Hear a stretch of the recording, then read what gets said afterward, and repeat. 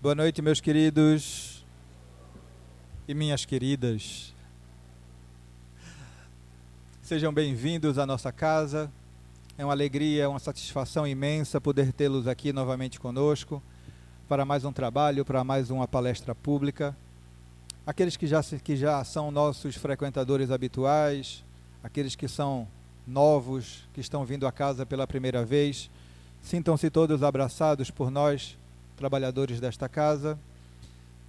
Hoje trazemos o nosso queridíssimo irmão Luiz Castro, trabalhador da nossa casa, trazendo o tema Desafios da Fé para essa palestra, que é a primeira palestra do mês de abril, começando os trabalhos desse mês. Vamos agora, antes da nossa prece, vamos fazer uma leitura de um pequeno exórdio para a preparação. E é do livro Caminho, Verdade e Vida, de Francisco Cândido Xavier, pelo Espírito Emmanuel. A lição 156, Intuição. Porque a profecia jamais foi produzida por vontade de homem algum, mas os homens, santos de Deus, falaram inspirados pelo Espírito Santo. Pedro, capítulo 1, versículo 21. Segunda epístola.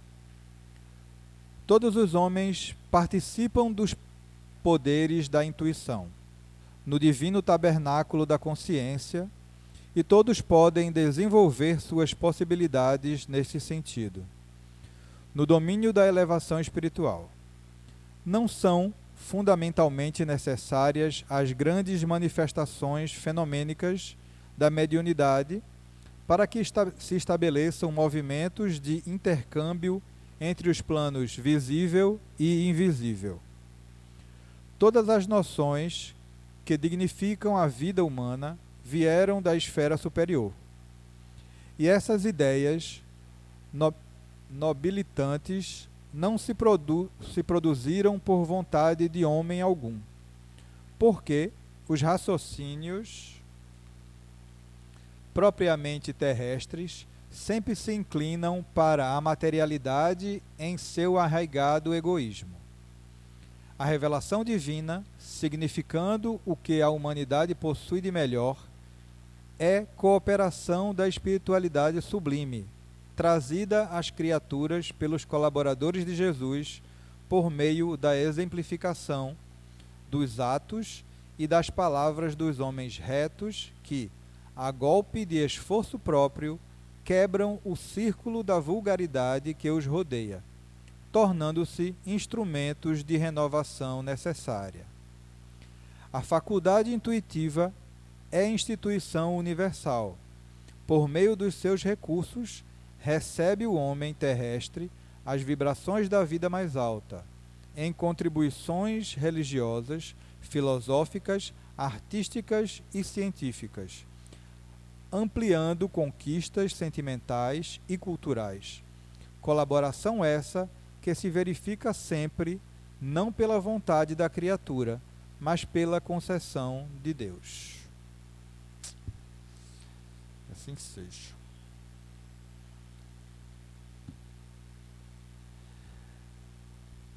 E agora, meus queridos, vamos para a nossa prece. Vamos fazer a nossa... Um pouquinho. Filho, Diogo.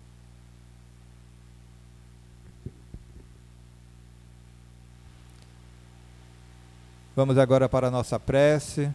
Vamos elevar o nosso pensamento ao alto. Querido Mestre Jesus, querido mentor e irmão Moacir, mais uma vez aqui estamos e te agradecemos humildemente por abrir mais uma vez as portas de tua casa para nós, para que aqui possamos vir e beber um pouco dessa fonte viva que é o Evangelho, a boa nova do Cristo Jesus. Que o que aqui hoje será ministrado possa calar fundo em nossos sentimentos, em nossos corações, em nossas mentes, que possamos nos identificar com o que aqui será falado, com o que aqui será derramado sobre nós. Que possamos aprender de Ti, que sois bom, aprender do Teu Evangelho e, acima de tudo, utilizar nessa nossa jornada para o nosso convívio com todos aqueles que estão à nossa volta. Te agradecemos e rogamos por essa nossa casa e por todas as casas co-irmãs que trabalham na divulgação do Evangelho de Jesus à luz da doutrina espírita. Rogamos pelo nosso irmão Luiz, que fará uso da palavra, que a espiritualidade maior, que os irmãos que já se fazem presentes possam auxiliá-lo nessa tarefa da noite de hoje.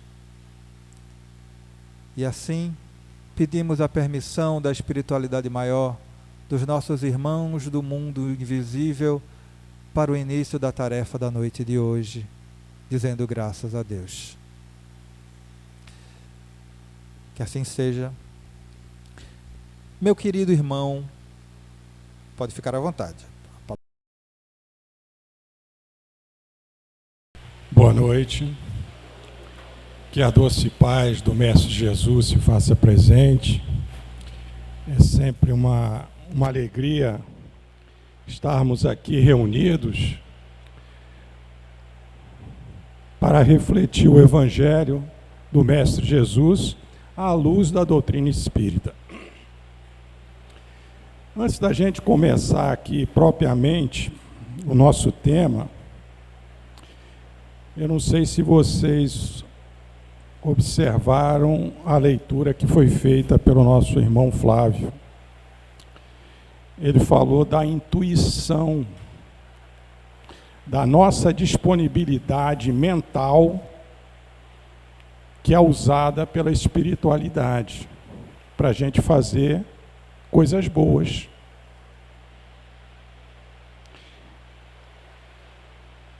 Hoje, quando eu entrei aqui, antes de começar a reunião, estava calor. E aí me deu uma vontade de sentar ali, ao lado daquela senhora, que eu fiquei sabendo que ela se chama Abigail, Dona Abigail, e comecei a conversar com ela. E ela me falou que ela frequentava essa casa e que fazia 10 anos que ela não vinha aqui, que ela estava vindo aqui pela primeira vez depois de 10 anos. E aí, quando eu ouvi a leitura do Fábio, eu fiquei pensando, por que eu fui sentado lá da Dona Abigail, que tem tanto ventilador na sala, mas eu resolvi sentar ali? Isso é só uma disponibilidade que a gente tem. E aí eu orientei ela, olha, quando a gente chega na casa espírita depois de muito tempo, é bom a gente fazer um atendimento fraterno.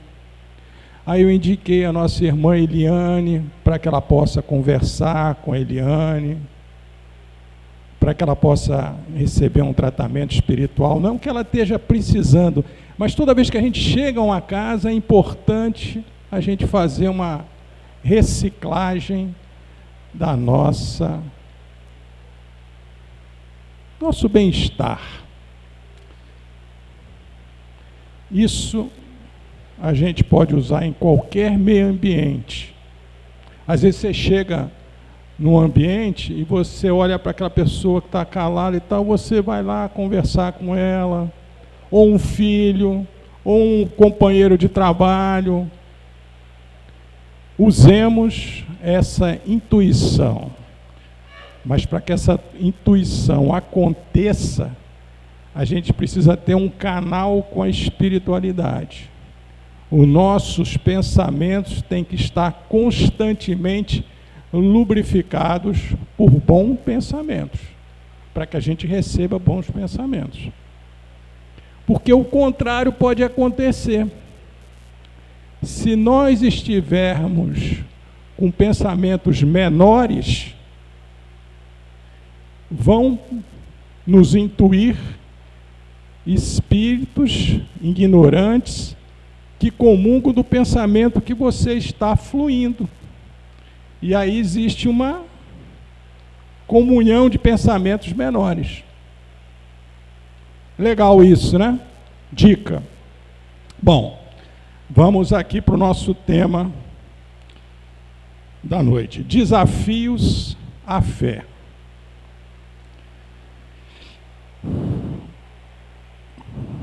O texto evangélico que a gente se baseou para trabalhar essa questão, só para dar o contexto, Jesus estava com seus discípulos num barco de pesca, dormindo, descansando. E de repente, uma tempestade se formou, uma ventania grande, e o barco começou a correr risco de tombar. E as pessoas olhavam para Jesus, ele estava ali tirando uma sonequinha, tranquilo. E aí o texto diz assim: e ele, despertando, porque ele ouviu o borborinho, repreendeu o vento e disse ao mar: cala-te, aquieta-te. E o vento se aquietou, e houve grande bonança, calmaria. E disse-lhes: por que sois tão tímidos? Ainda não tendes fé? E sentiram um grande temor, e diziam uns aos outros: mas quem é este, que até o vento e o mar lhe obedecem?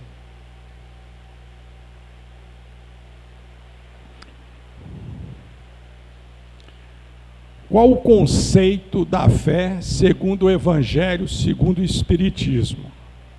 Nós vamos construir essa questão da fé. Entende-se como fé a confiança que se tem no cumprimento de uma coisa. Eu tenho um propósito. Eu vou construir minha casa.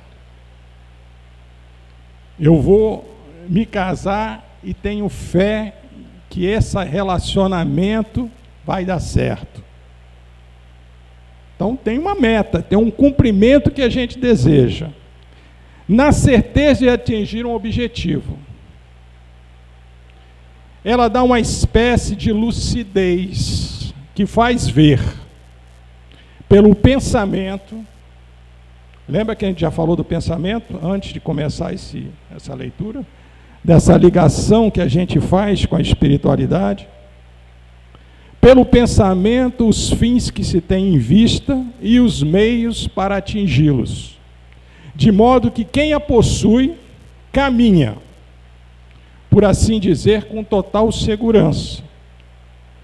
Num como no outro caso, ela eleva a realizar grandes coisas. Então vocês vejam que várias coisas são chamadas aqui, atenção aqui. A gente tem que ter lucidez, a gente tem que ter pensamento altruísta, pensamento positivo, que aquilo vai dar certo. A gente tem que ter segurança, tem que ter um planejamento para desenvolver essas questões. Eu sou engenheiro. Se eu vou fazer uma obra, antes de começar a obra, o que eu faço para ter sucesso na construção e na realização desse empreendimento? Eu tenho que ter um projeto, eu tenho que ter uma equipe de confiança, eu tenho que ter equipamento bom, eu tenho que me preparar, tenho que me motivar a minha equipe, que nós vamos ter sucesso naquele empreendimento. Tenho que ter lucidez de escutar a minha equipe, qual é o melhor caminho para atingir aquele objetivo. Então, são várias propostas que você tem que desenvolver para alcançar o seu objetivo. Isso é fé, é a confiança. E aí você traz isso para um matrimônio. Você vai encontrar uma jovem ou um rapaz, Eu até quero abrir um parênteses aqui. Foi engraçado hoje, quando eu vim fazer a palestra aqui, eu botei essa camisa aqui. E aí perguntei para minha esposa, tá boa a camisa? E tinha uma senhora acompanhando o nosso jantar. Tínhamos acabado de jantar. Aí ela disse, não, tá muito bom a sua roupa. Aí a minha esposa, eu já tenho 42 anos de casado, e comecei a namorar ela 2 anos antes. Então, 44, que esse fato aconteceu. Ela falou assim, ele gosta de usar camisa cor-de-rosa. Quando a gente começou a namorar, ele vinha com a camisa cor-de-rosa, se achando com essa camisa lá em casa. Eu falei, poxa, marcou essa camisa, né? Porque 44 anos atrás, você lembra do fato? E aí eu trago para aqui, para a nossa relação, para esse momento, daquilo que nós estamos conversando aqui. Foi ou não foi importante, no momento da paquera, no momento do conhecimento, você se apresentar bem, se vestindo bem? Mas isso é garantia de você conhecer o rapaz ou conhecer a moça? Não é. Para isso tem namoro. Para isso tem conhecimento, que faz parte do sucesso daquilo que vai acontecer. Então você tem que conhecer a pessoa, quais são as coisas que ela gosta, como é que é o caráter dela, como é que são os pais dela, para você conhecer tudo que diz respeito a essa pessoa que você... Eu vou contar outro fato interessante que aconteceu na época do meu namoro. Os meus pais moravam no Rio de Janeiro. E eu levei ela para conhecer meus pais lá no Rio de Janeiro. E aí, a convivência lá e tudo mais. Depois ela foi embora, e eu tenho 4 irmãs. E as minhas irmãs se juntaram e falaram, não, uma boa pessoa. Vocês gostaram dela? Gostamos. E sabe o que a gente reparou nela? Que ela toma banho e lava as calcinhas dela. Eu falei, mas até isso vocês observaram? Observamos tudo. Pode casar com essa moça, que ela é uma boa pessoa. Então vejam o que nós estamos conversando aqui. Temos que ter lucidez para atingir os nossos objetivos em qualquer meta de vida que a gente tenha. Na criação dos nossos filhos, no trabalho. E agora o mais importante é o trabalho conosco mesmo. A gente tem que ter meta para o nosso aprimoramento. E diz aqui, a fé e a razão caminham juntas, mas a fé vai mais longe. Por quê? Porque dentro da doutrina se fala muito de fé raciocinada. Temos que entender. Então, primeiro ponto que a gente tem que se situar. Nós somos criações de Deus. Deus cria alguma coisa errada? Não. Nos cria com perfeição. E quando Ele nos cria, Ele coloca a sua essência divina no nosso ser. Essa essência divina é tudo aquilo que é aderente ao amor. São todas as virtudes que são aderentes ao amor. Essa é a segurança que nós temos, que vamos sair, quando nós somos criados simples e ignorantes, e vamos chegar à angelitude. A angelitude, todos nós, se existe algo determinado, é isso, que nós todos chegaremos à angelitude. Inclusive, aqueles irmãos que hoje estão na mídia aí, que estão fazendo coisa errada, que estão roubando, que estão assassinando, que estão fugindo da cadeia, essas coisas, todas essas pessoas menores vão chegar à angelitude? Vão. Por quê? Porque são criações de Deus. Então, quando a gente ouve o Evangelho de Jesus dizendo amar os inimigos, faz parte amar os inimigos. Cuidar dos obsessores também, porque são irmãos nossos. Deus não vai deixar ninguém à mercê. E Jesus, que é o nosso pastor, ele diz que nenhuma ovelha vai se perder. Então, a gente tem que começar a fixar essa ideia na cabeça. Somos espíritos imortais, criados por Deus, simples e ignorantes, e chegaremos à angelitude. Jesus, que é o nosso guia maior, começou do mesmo ponto de partida que nós? Sim ou não? Sim, porque se não tivesse começado, Deus não seria justo. Imagine criar, Jesus, você já vai começar lá na frente. Então por que tu não me cria também Jesus? Como ele é justo, dona Abigail, ele criou todo mundo do mesmo ponto de partida. Aí qual é a diferença entre Jesus e nós? O momento da criação. O momento da criação. Então todos nós estamos nessa caminhada. E que Deus é Pai. Então, esse conceito nós temos que entender para que a gente possa fixar a nossa fé no Criador. É o ponto de partida. Fé é uma virtude fundamental no qual desenvolvemos a força e a energia necessárias para suportar as nossas provas e expiações. Por que é uma energia? É uma fé para a gente suportar as nossas provas e expiações. Provas e expiações é a mesma coisa? Toda expiação é uma prova, mas nem toda prova é uma expiação. O que acontece?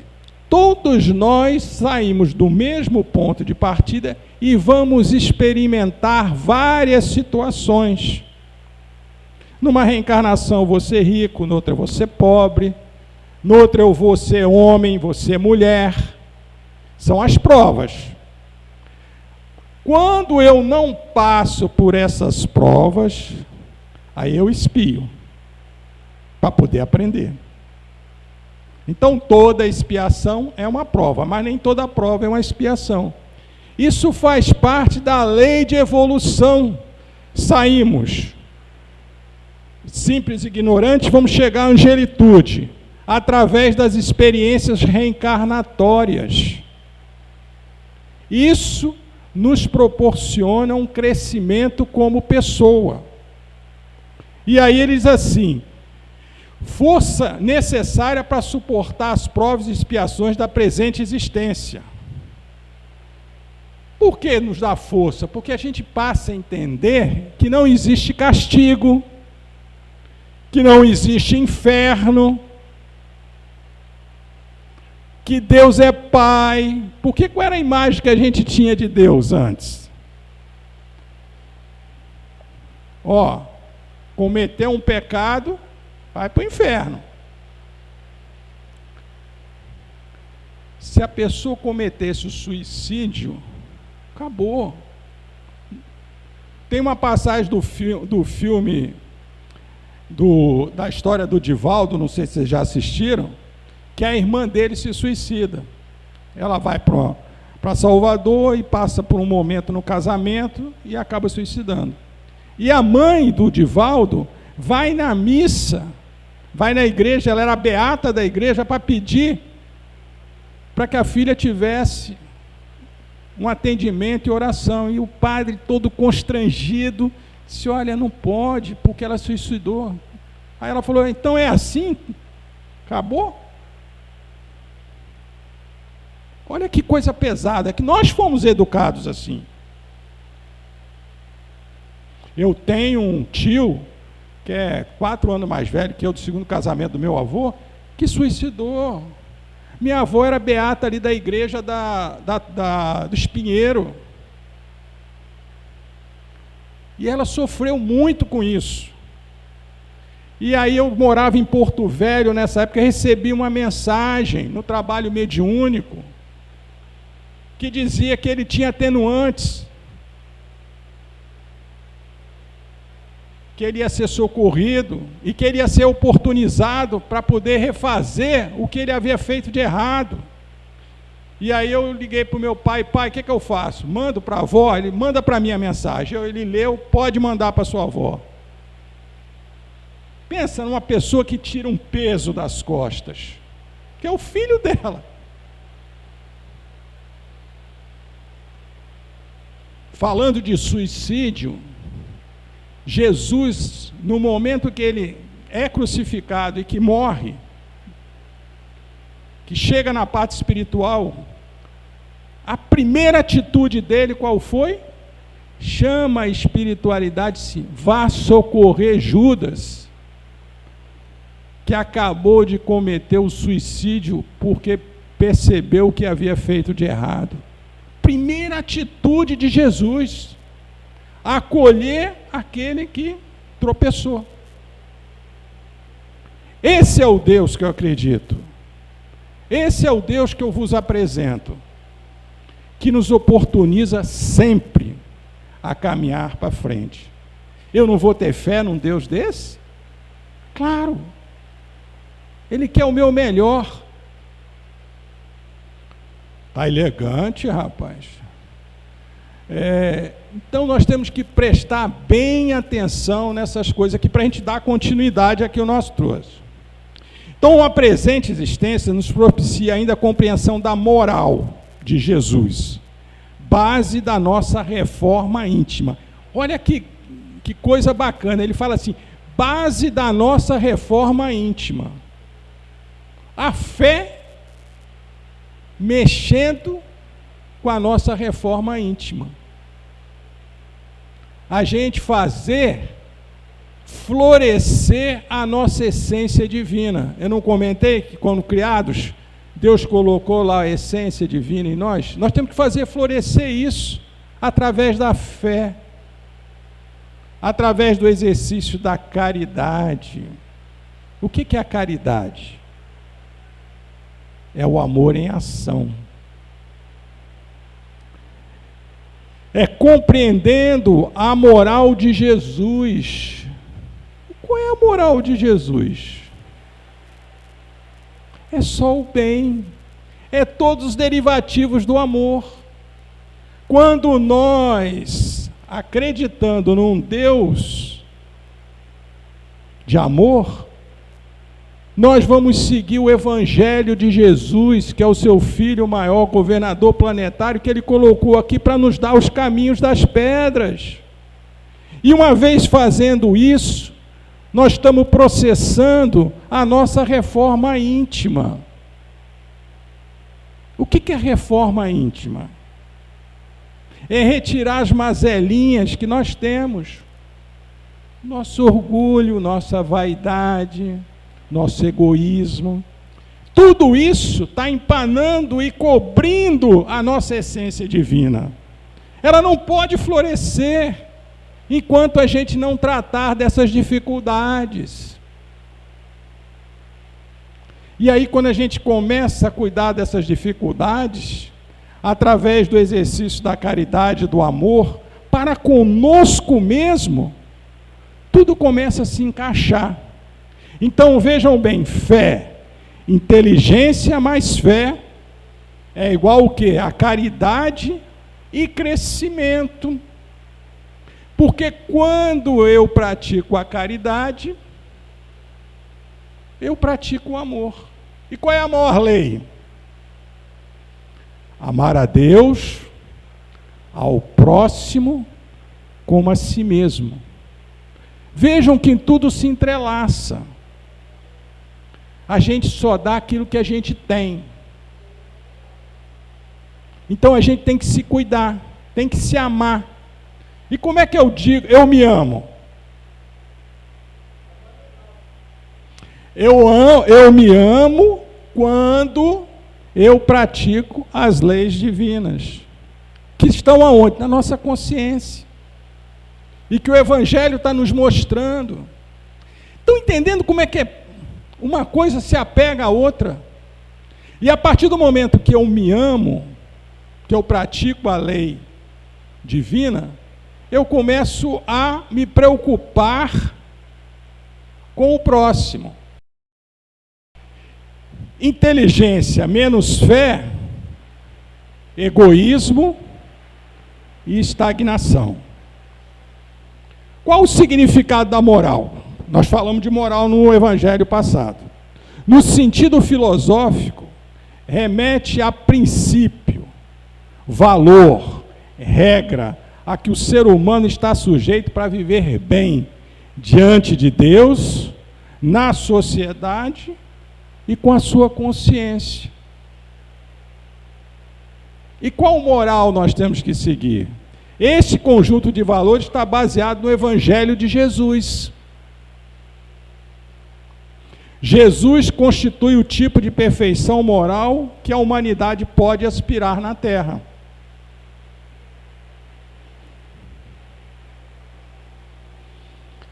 Base da fé. Nós vamos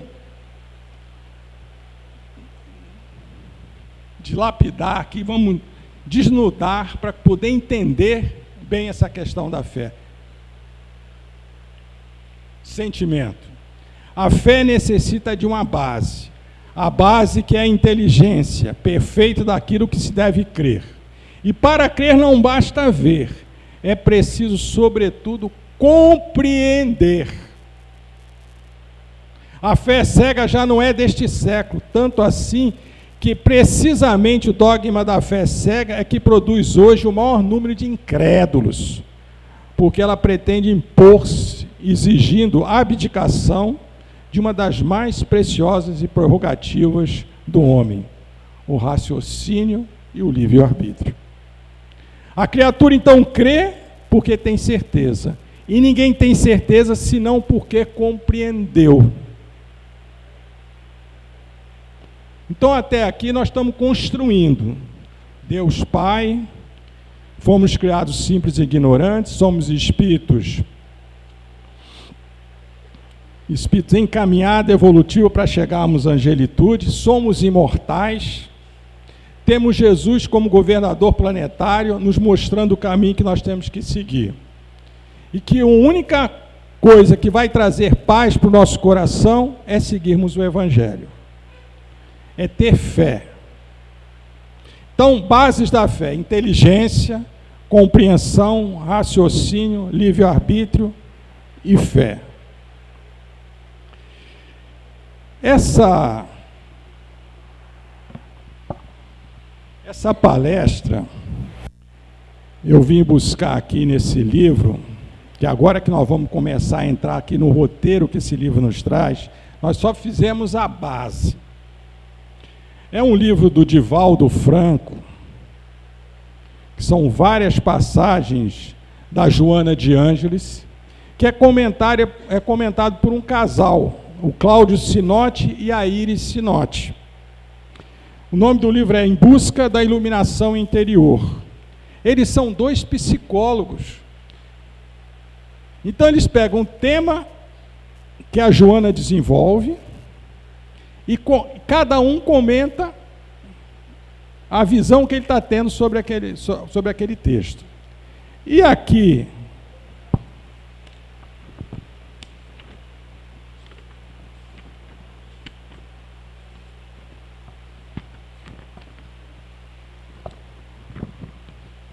no capítulo 10, a Joana fala sobre o desafio da fé. E a Isis Sinotti, ela conta uma passagem que retrata bem essa questão da fé. Eu vou ler para vocês, porque dá mais emoção, que é um texto maravilhoso. No ano de 203 depois do Cristo, na arena de Cartago, naqueles circos romanos, norte da África, Perpétua, uma jovem mãe de 22 anos, filha de nobres, e Felicidade, sua escrava, além de uma catequista e mais 6 catecúmenos, foram mortos na perseguição promovida pelo imperador Séptimo Severo, pelo crime de serem cristãos. Ainda na prisão, Perpétua não se deixava abater. Ela encorajava os demais, tinha visões místicas, e lá, na horrível masmorra, escreveu um diário, intitulado Paixão de Perpétua e Felicidade. Foi graças a esse diário que nós temos esse texto maravilhoso, que narra com sensibilidade feminina o que foram aqueles dias de martírio e de comprovação da fé. Ainda na prisão, Perpétua não se deixava abater. Perpétua descreve as visitas que recebeu de seu pai, que era pagão, e das tentativas e súplicas dele para que ela desistisse da sua fé, argumentando sempre que bastava uma palavra contra a fé cristã para voltar a ter o seu filhinho, lembra que ela é mãe, com 22 anos, nos braços, mas ela soluçava e dizia: não posso, eu sou cristã. Certa feita, ele pediu novamente à filha que abandonasse a sua opção religiosa, ao que ela replicou: meu pai, vê no chão esse vaso ou jarro, ou como queira chamar. E ele respondeu: vejo. E ela disse: acaso é possível chamá-lo de outro modo? E ele afirmou: não. Perpétua então concluiu: da mesma maneira eu não posso me chamar de outra coisa que não cristã. Em dado momento, Perpétua busca, através de suas visões, uma resposta. Seria ela liberta ou passaria pelo martírio? Ela relata que viu uma escada de bronze, tão alta que alcançava o céu, e que, por ser muito estreita, só uma pessoa podia subir de cada vez.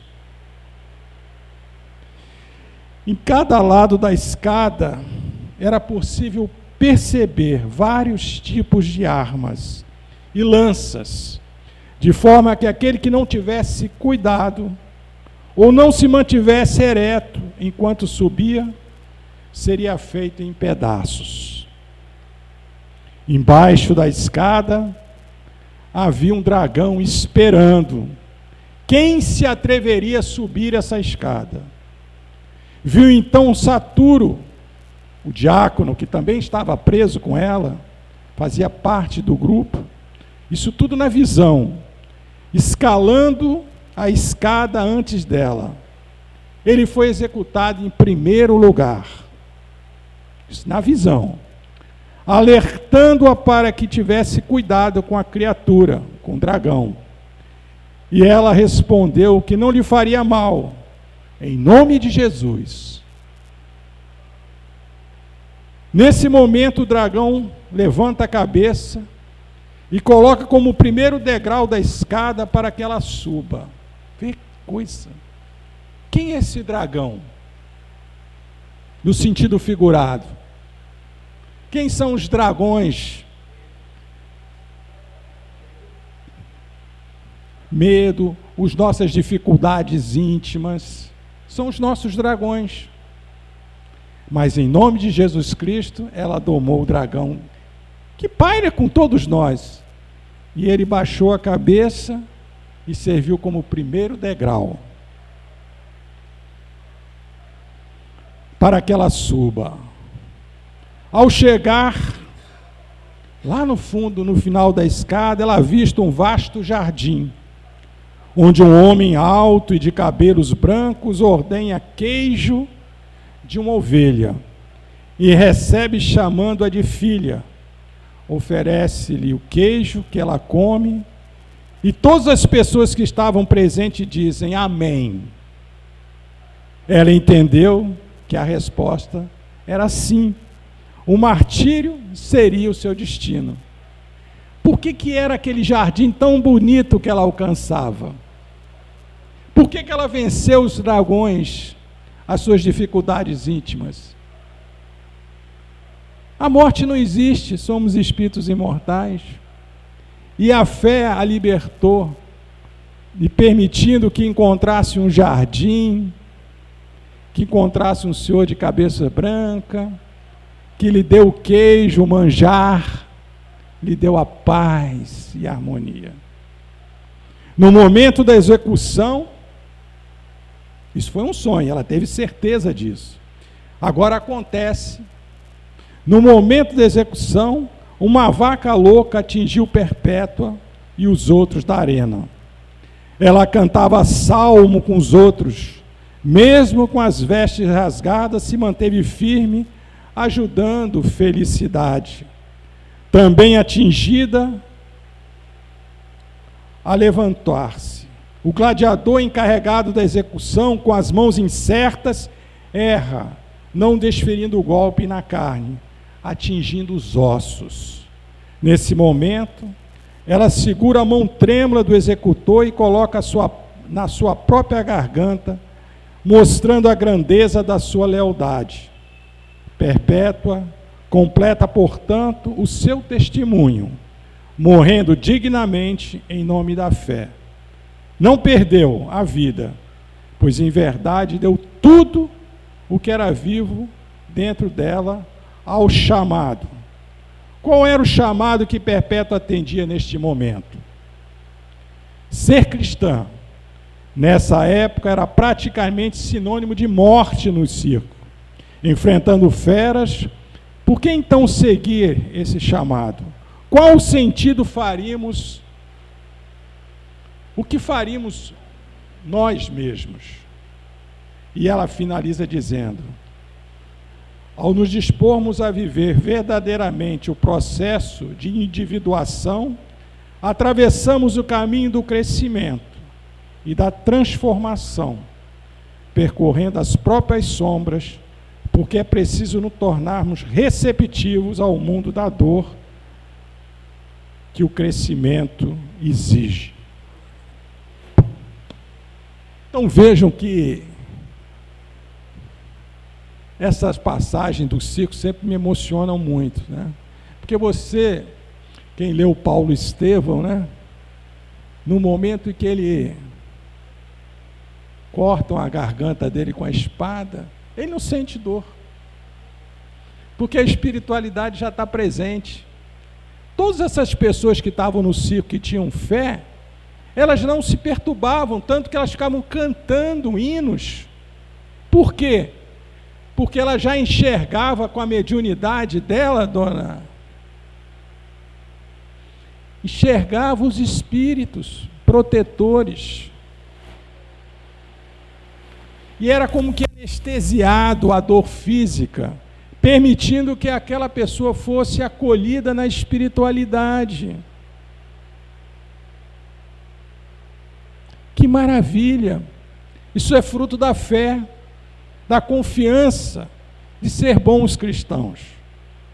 Agora, ela ressalta aqui que nós não adquirimos isso de forma mágica, não. Tem que ter uma transformação íntima do coração, tem que ter exercício de caridade, tem que expurgar as nossas mazelas íntimas, Temos que nos aproximar do Evangelho de Jesus.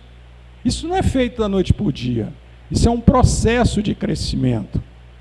Mas nós temos que dar o primeiro passo. Esse é a fé inteligível.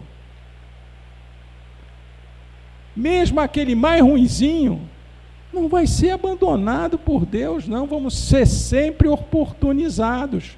Agora, quanto mais cedo nós despertarmos para o bem comum, para a nossa transformação, mais rapidamente nós vamos adquirir essa fé de perpétua que mexe com todos nós. Voltando aqui para o texto. Buscar Jesus nos momentos mais desafiantes da vida.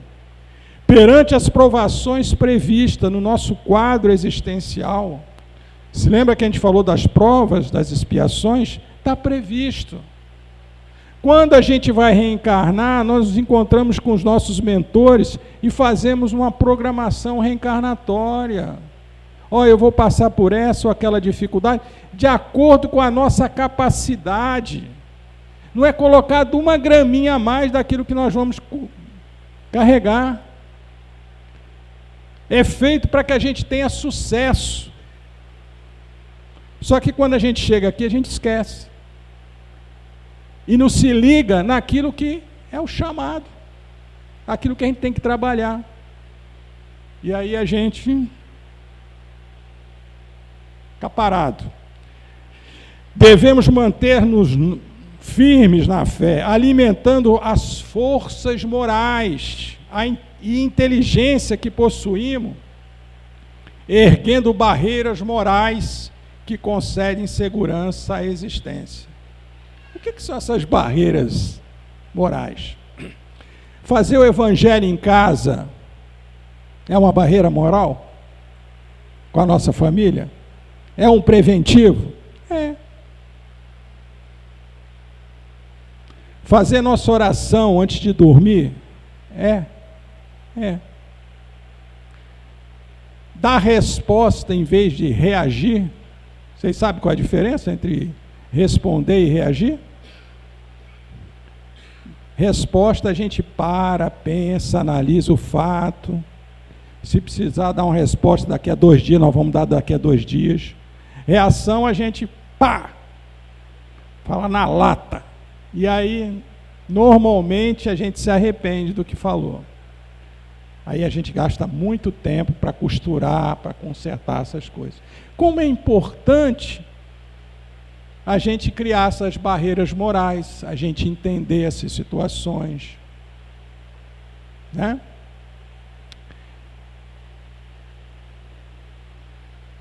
Isso aqui dá tanto tema. Eu me lembro, vou contar uma historinha.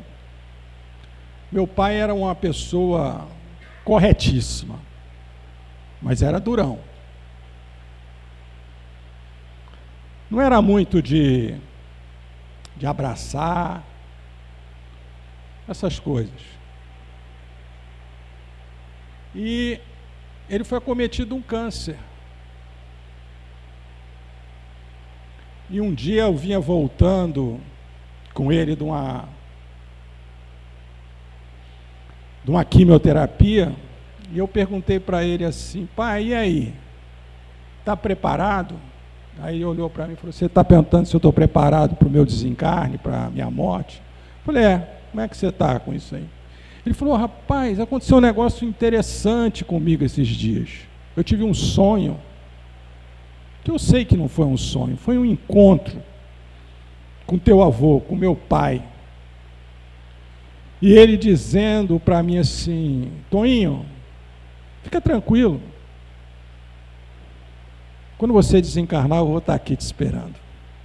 E eu estou precisando de você aqui para a gente ajudar o seu irmão, meu tio mais velho, irmão mais velho do meu pai, que desencarnou numa condição difícil. Eu falei: pô, pai, que legal isso. Eu não estou com medo, eu estou seguro. Sabe por quê? Porque meu pai está me esperando. Meu pai material. Se meu pai material está me esperando, Deus também está me esperando. Então está tudo certo. E aí ele falou isso e bateu na minha perna assim, falou, ó, e fica tranquilo, viu? Porque o dia que você desencarnar, eu também vou estar te esperando. Eu vou ter medo de espírito do meu pai? Se as intenções dele são as melhores? E se não for as melhores, nós vamos se juntar para tornar melhor. Mas aí aconteceu o segundo fato. Uns diazinhos depois, a gente estava parado em frente de uma farmácia. Eu estava no volante, ele estava do meu lado e minha mãe desceu para pegar um remédio na farmácia. Aí ele olhou para mim e falou assim... E aí eu vi que ele queria falar alguma coisa e a mãozinha dele saiu assim do meio, sabe? De lado. E veio aqui no meu cangote e fez um carinho. Eu me arrepiei todinho, falei, pô, meu pai está me acariciando, rapaz. Aí ele falou assim, olha, meu filho, eu não sou muito de demonstrar, mas eu te amo profundamente. Você é o meu primogênito, um filho que eu tenho uma admiração muito grande. Um mês depois ele desencarnou. Qual é a lembrança que eu tenho? Desses momentos. Desses momentos maravilhosos. Para completar tudo isso, outro dia, o nosso dirigente aqui da casa foi fazer uma visita lá em casa. Aí tem uma fotografia do papai assim, ele falou, rapaz, conhece esse senhor aí. Eu falei, rapaz, já morreu faz muito tempo. Aí ficou quieto. Aí um dia eu cheguei aqui no centro e vem cá, não falei que eu conhecia teu pai, cara. Eu falei, o que você está falando? Teu pai trabalha aqui nessa casa, é maqueiro. Papai é médico, trabalhando como maqueiro. Que maravilha, porque aqui funciona um hospital. Ele trabalha como maqueiro, levando os espíritos para o hospital, trazendo para cá, levando para lá.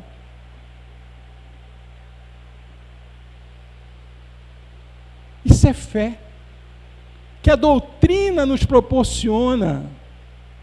Entendeu, dona Abigail? Porque a gente não tem que ter medo dos espíritos. A gente falou também que os obsessores, aqueles espíritos menores, nós temos que ajudá-los. E como é que você ajuda um obsessor? É só trazendo aqui para o trabalho mediúnico, para que as pessoas conversem com eles? Se eles nos acompanham, nós temos que ter atitudes no bem, para que eles aprendam, através do bem, a ser pessoas do bem. E ninguém bate na nossa porta se a gente não deve alguma coisa. E se a gente deve, a gente tem que pagar com amor, com carinho, com atenção, com dedicação. Então o trabalho no bem proporciona isso. A caridade é o amor em ação. Então ele está te acompanhando numa visita a um hospital que você está fazendo para um enfermo, ele está te acompanhando para um momento que você foi fustigado e você teve paciência, você teve autodomínio, você falou bem, não se desesperou, ele está aprendendo contigo. Então ser médium não é só no trabalho mediúnico, é no dia a dia da nossa caminhada. Todos nós somos. Olha a lição que ele leu aqui. A intuição. Todos nós temos. E é um bem dado por Deus. Falou na leitura. Quantas nuvens estarão interpostas entre o nosso pensamento e o céu, em largos trechos da nossa senda? Insolúvel resposta. O que são essas nuvens?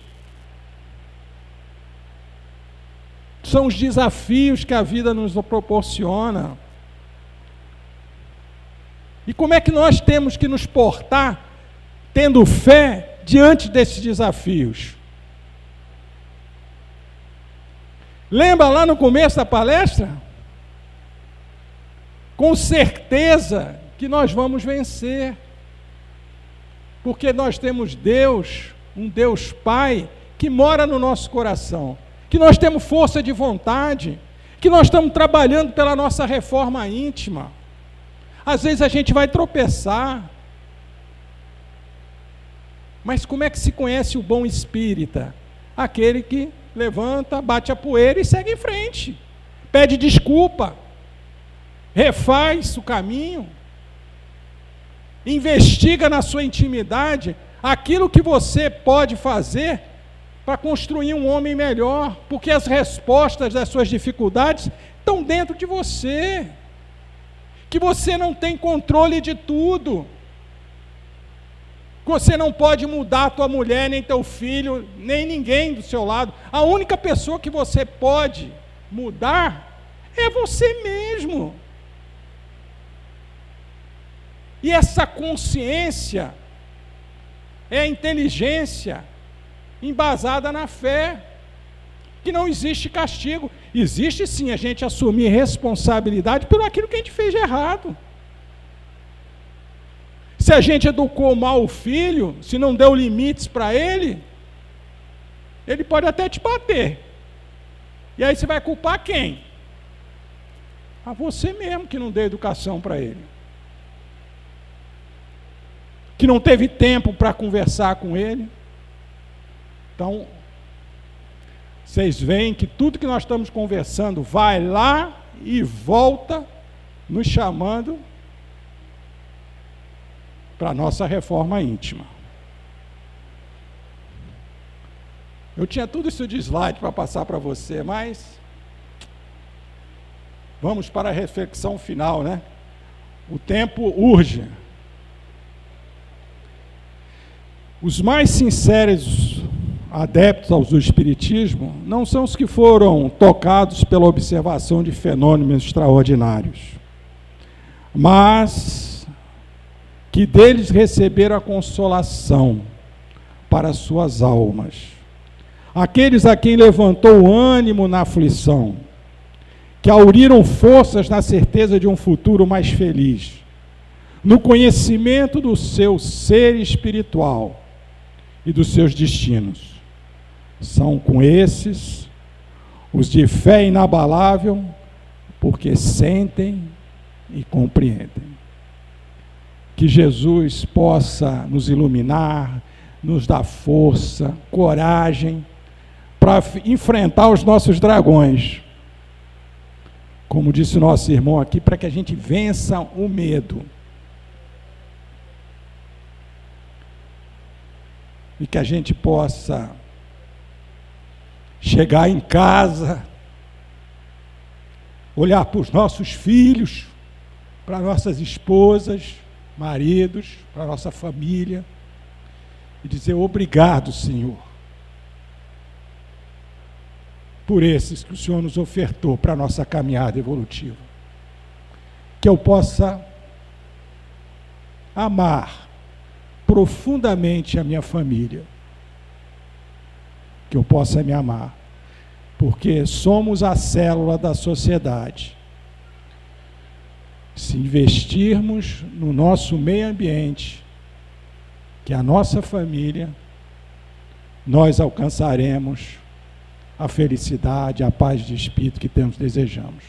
Muita paz.